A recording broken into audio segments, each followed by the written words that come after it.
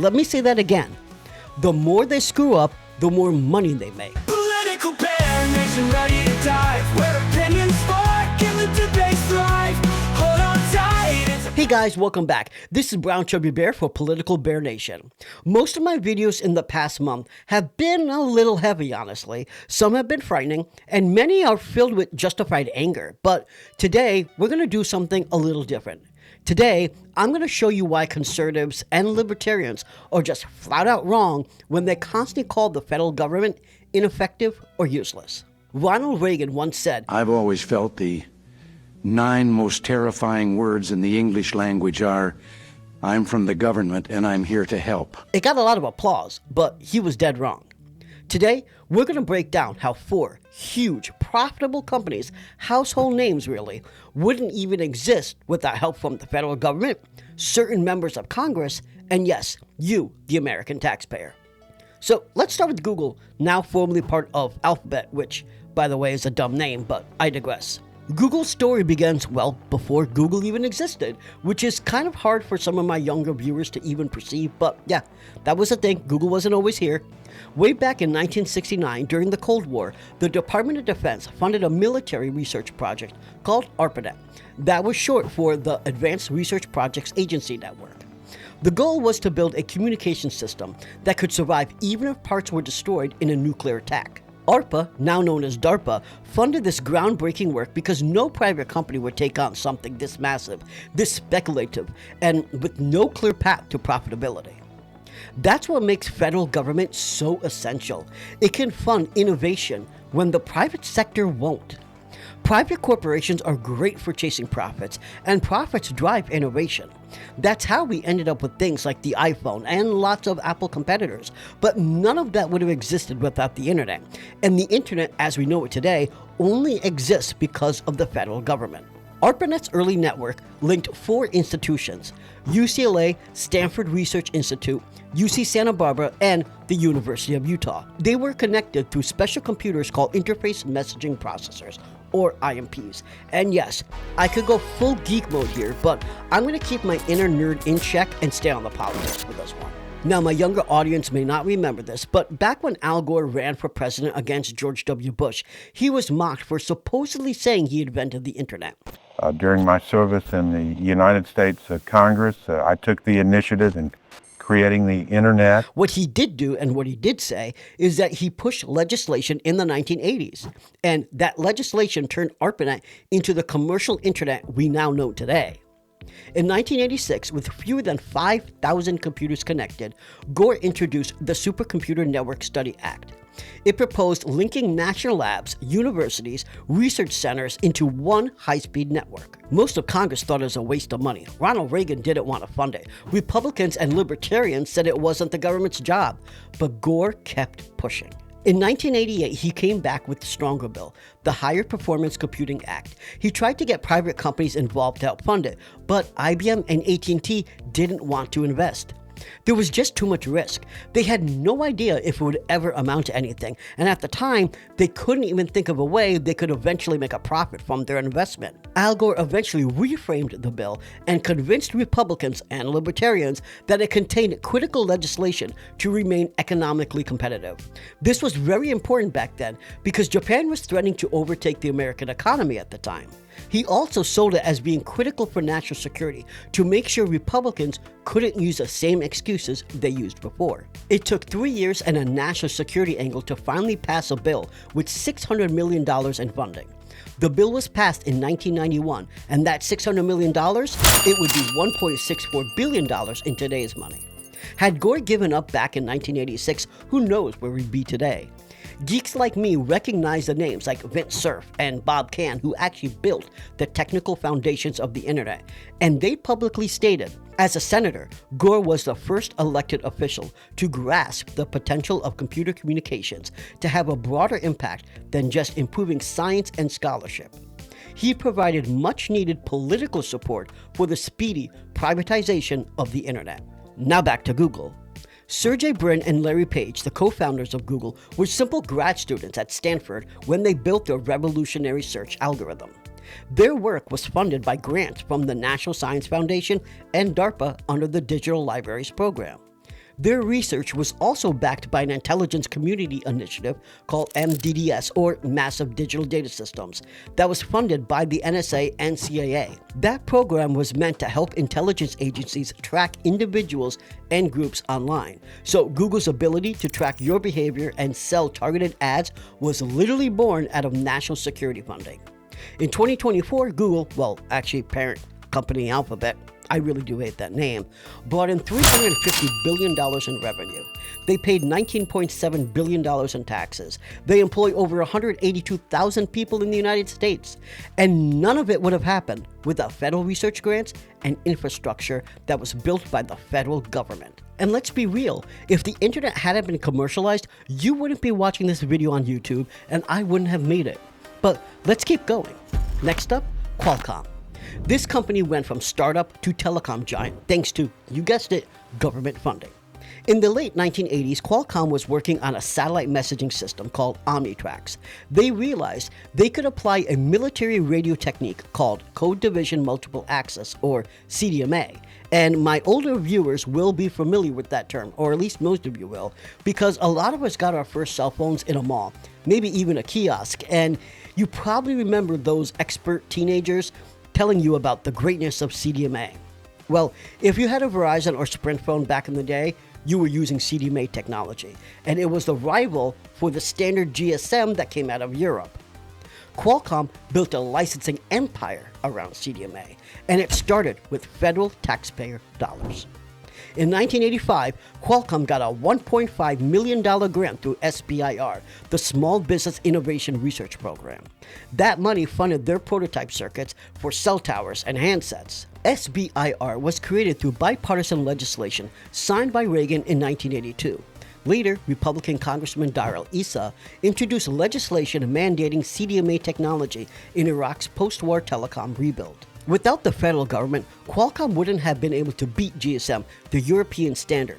They wouldn't have built the now popular Snapdragon chips, the chips for your car, or the processors that power the very small devices around your house, which is where 85% of the revenue currently comes from. In fact, Qualcomm's Snapdragon chips power 26.5% of all 5G smartphones globally. In 2022, Qualcomm generated $44.2 billion and paid over $2 billion in federal taxes here in the United States.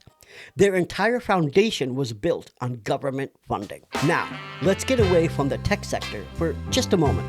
Let's put on some soft music and talk about something that gets you so comfy you can actually sleep comfortably. Let's talk about Tempur-Pedic. In the 1960s, NASA needed safer seating for astronauts during launch and re-entry. They hired the Stencil Aero Engineering Company, where scientists developed a material called Tempur foam. The foam was made up of billions of high-density viscoelastic cells. It was soft when it was warm, and it was firm when it was cool. It could absorb the massive shock of a space shuttle and return to its original shape. What's so great about this particular story is that NASA actually put the formula in the public domain for anyone in the world to use. A Swedish company spent a decade refining it and making it perfect for a mattress. Then they sold the North American rights to Robert Trussell, a Kentucky horse racing guy with no mattress experience whatsoever. He raised $500,000 and founded Tempur-Pedic. 3 years after he launched, the company hit $6 million in sales. By 1995, it was up to $14 million. They went public in 2003, and they acquired Sealy in 2012. And now, they're the largest bedding provider in the world with nearly $5 billion in annual sales and over 7,000 U.S. employees. There are actually a ton of cool stories of how NASA has directly funded or inspired products we use now every day. Take the cordless drill. Black & Decker worked with NASA to develop a battery-powered handheld drill for astronauts. That technology didn't stay in space. It's now used in everything from construction to household repairs to surgical operating rooms. Infrared ear thermometers started as sensors to measure the temperature of stars. Shock-absorbing sneakers were originally designed as moon boots for astronauts walking on uneven lunar terrain. Scratch-resistant lenses were first developed as abrasion-proof coatings for astronaut visors and space helmet shields. There's water filtration systems, laptop computers, and it goes on and on and on and on. In fact, NASA has helped tons of businesses to create consumer spin-offs of the research and development. They've documented over 2,000 of these commercial products, and you can go to spinoff.nasa.gov and click on your state and see which businesses near you are benefiting from NASA technology. This is one of the reasons I'm not thrilled about billionaires trying to take over the space race.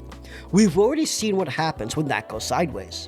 When Trump and Elon Musk got into a lover's quarrel, Elon threatened to shut down the Dragon spacecraft, which is the only ride we have to get American astronauts to and from the International Space Station. That tantrum would have stranded 4 American astronauts in orbit. That's why I believe in government investment over the whims of a moody billionaire. Because if a billionaire wakes up in a bad mood, they can kill an entire mission, or 4 astronauts. Government investment is designed to outlast ego, scandal, and Twitter meltdowns. The issue goes far beyond space. We've got 2 more companies to talk about, but we have to talk about the Defense Department's reliance on private companies to safeguard our nation. With the ongoing conflict in Iran and Israel, this is incredibly timely. Back in World War II, the US had over 140 active munition factories. Guess how many we have today?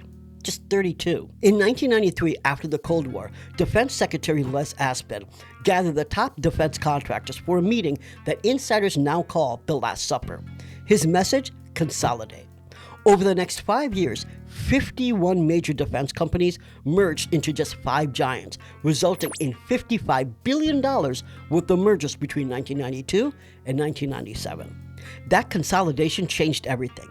The Pentagon now relies on just a handful of companies for planes, tanks, missiles, you name it. And with that much power, contractors can pretty much charge whatever they want. In 2024, a Pentagon audit found that Boeing had overcharged the Air Force by nearly $1 million on spare parts for C-17 cargo planes. Then there was an $8,000 markup for a bathroom soap dispenser. That's not government waste, that's corporate price gouging because there's no competition. These companies have become too big to fail. We've privatized so much of the defense sector that if one of these firms made terrible financial decisions, we couldn't let them just go under. We'd be defenseless, literally. And they know this, and they take advantage of it. But if the government had its own facilities, perhaps we wouldn't have to be so reliant on them, especially during peacetime. Most defense contracts use a cost-plus model. That means if the project goes over budget, the government still pays the extra cost plus the agreed-upon profit margin.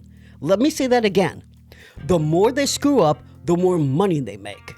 So no, the federal government isn't inherently inefficient. What's inefficient is privatization without oversight, corporate consolidation without competition, and a procurement system that lets a few contractors exploit their position because we left ourselves with no alternatives. But I digress.